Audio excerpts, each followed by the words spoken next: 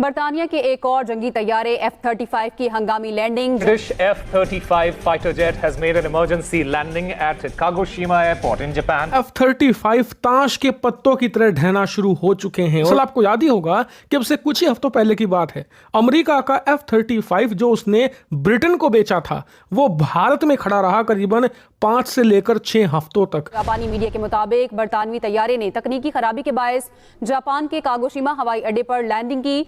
उमेश जी मुकेश अंबानी को क्यों टारगेट कर रहे हैं? What is the purpose there?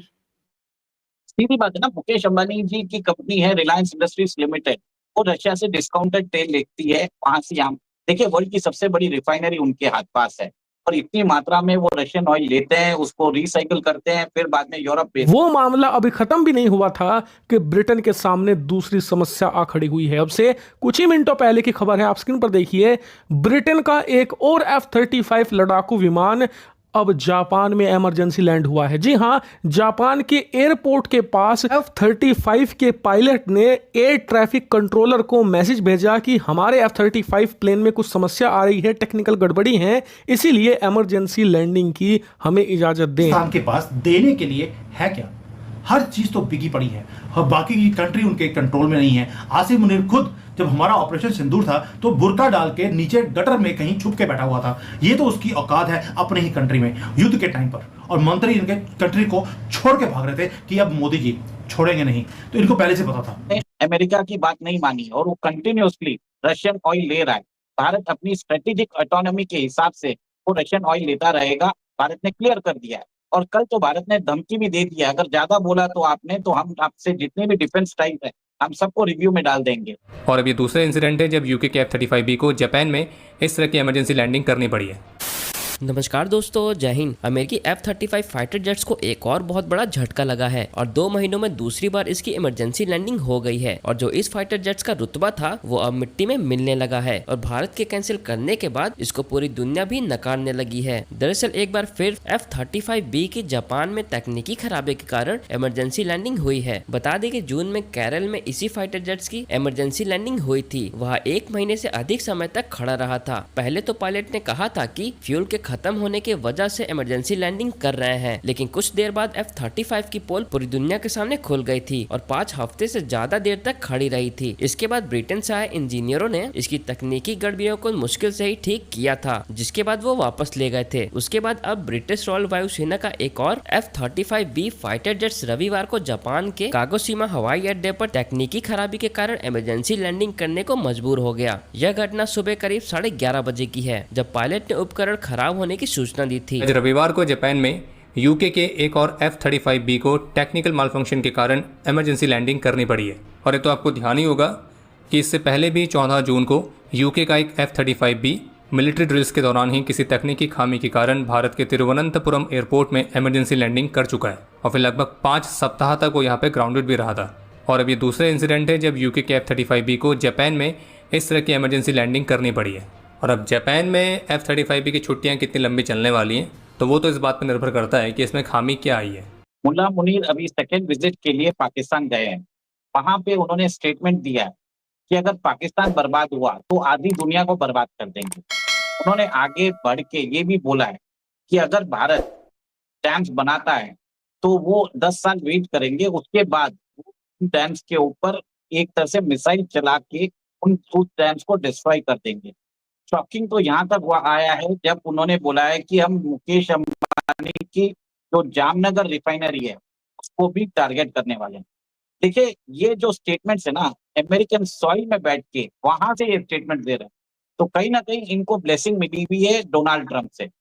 अब डोनाल्ड ट्रंप ने इनको जानबूझ के बुलाया है ताकि वो भारत के खिलाफ पाकिस्तान को तैयार कर सके एज अ काउंटर वेट, क्योंकि भारत के NSA अजीत डोभाल जी वो अभी रशिया में जाके आ चुके हैं। बताया जाता है कि अब फॉरेन मिनिस्टर हमारे एस जयशंकर जाने वाले हैं। भारत और रूस के बीच में डिफेंस टाई स्ट्रांग होने वाले हैं। और अब भारत ने अमेरिका की बात नहीं मानी और वो कंटिन्यूअसली रशियन ऑयल ले रहा है। भारत अपनी स्ट्रेटेजिक ऑटोनॉमी के हिसाब से वो रशियन ऑयल लेता रहेगा, भारत ने क्लियर कर दिया है। और कल तो भारत ने धमकी भी दे दिया, अगर ज्यादा बोला तो आपने तो हम आपसे जितने भी डिफेंस टाइप है हम सबको रिव्यू में डाल देंगे। और भारत के डिफेंस मिनिस्टर जो राजनाथ सिंह है वो अभी अमेरिका नहीं जा रहे हैं।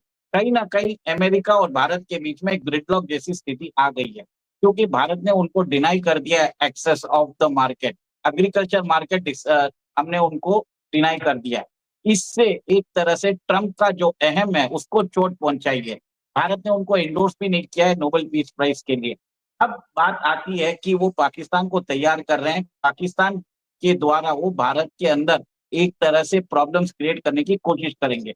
कुछ ही दिन पहले आसिम मुनीर ने बोला था कि भारत के ईस्ट के अंदर वो कुछ ना कुछ कार्रवाई करने वाले हैं ताकि भारत को नेगोशिएशन टेबल पे लाया जाए। भारत ने जो अब्रोगेशन किया था इंडस वाटर ट्रीटी का, उसके बाद आप देख लीजिए पाकिस्तान के अंदर प्रॉब्लम्स क्रिएट हो रहे हैं। वहां पे जब हमें जरूरत होता है तब हम पानी रोक लेते हैं, जब उनको पानी जरूरत नहीं होता है तब हम छोड़ते हैं। इससे क्या हो रहा है, वहां पे एक तरह से बाढ़ की स्थिति आ जाती है, सूखे की स्थिति आ जाती है। पाकिस्तान का जो पानी का सप्लाई है वो भारत वो मेंटेन करता था इंडस वाटर ट्रीटी में। अब पाकिस्तान ने इतने साल तो कुछ बांध बनाए नहीं, सारा काम भारत को ऑर्डर देता था और भारत करता था, भारत उनको डेटा भी प्रोवाइड करता था। अब इससे सबसे बड़ा प्रॉब्लम हुआ है।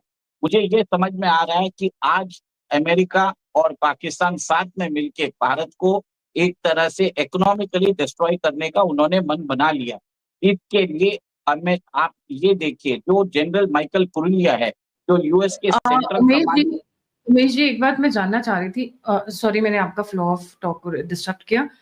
उमेश जी मुकेश अंबानी को क्यों टारगेट कर रहे हैं? What is the purpose there? सीधी बात है ना, मुकेश अंबानी जी की कंपनी है रिलायंस इंडस्ट्रीज लिमिटेड, वो रशिया से डिस्काउंटेड तेल लेती है, वहां से यहाँ देखिए वर्ल्ड की सबसे बड़ी रिफाइनरी उनके हाथ पास है और इतनी मात्रा में वो रशियन ऑयल लेते हैं, उसको रिसाइकिल करते हैं, फिर बाद में यूरोप बेचते हैं, रिफाइन करके यूरोप बेचते हैं, जिससे Europe is entirely dependent on India for Russian oil. और जिसके कारण अमेरिकन जो ऑयल कंपनीज है उनको नुकसान होता जा रहा है। वो अमेरिका देखिए आज तो जो नॉर्थ स्ट्रीम गैस पाइपलाइन थी उसको उड़ा दिया गया और बताया जाता है उस गैस पाइपलाइन को अमेरिका ने उड़ाया था। आज गैस जो है अमेरिका से आती है यूरोप को 3 टाइम्स द प्राइस। अब अमेरिका चाहता है कि अमेरिका चाहता है विश्व में ऑयल का एक तरह से शॉक आए, ऑयल के प्राइसेस बढ़ जाए।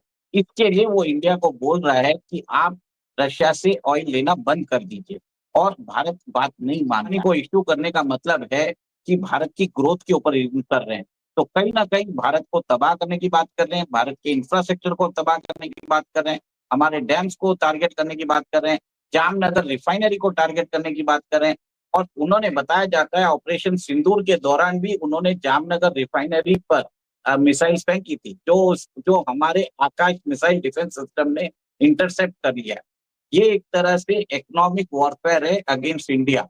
तो अब भारत को इसका संज्ञान लेना चाहिए। और कल आपने देखा है हमारे जो आर्मी चीफ है उपेंद्र द्विवेदी जी ने बोल दिया है कि हम ऑपरेशन सिंदूर के लिए रेडी है। वो पाकिस्तान के जो भी थ्रेट्स है, पाकिस्तान देखिए अमेरिका पाकिस्तान को हाईटेक वेपन्स भी देने वाला है, क्योंकि उसको भारत के खिलाफ बदला लेना है। और भारत ने जिस हिसाब से नूर खान एयरबेस में हमला किया, और बताया जाता है कि वहां पे जो अमेरिकन न्यूक्स थे वो कंप्लीटली डिस्ट्रॉय हो गए। कहीं ना कहीं अमेरिका के अंदर एक तरह से बदले की भावना जाग चुकी है, और इसके लिए वो भारत को इनसे खतरा बढ़ गया।